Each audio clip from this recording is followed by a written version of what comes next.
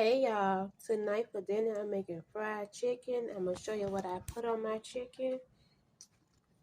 We get the mustard. Mm.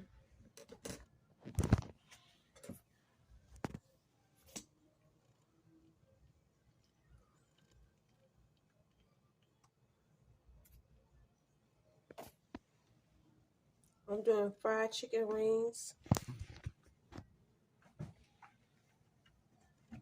I add a complete season,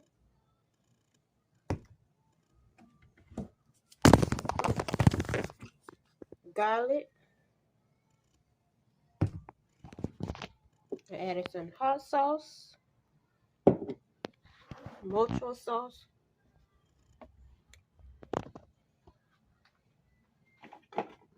some salt, some black pepper,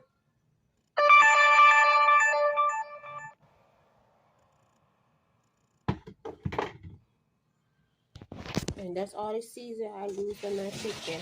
Black pepper, garlic, complete season, mocho sauce, and I added some mustard because I'm doing fried chicken tonight for dinner.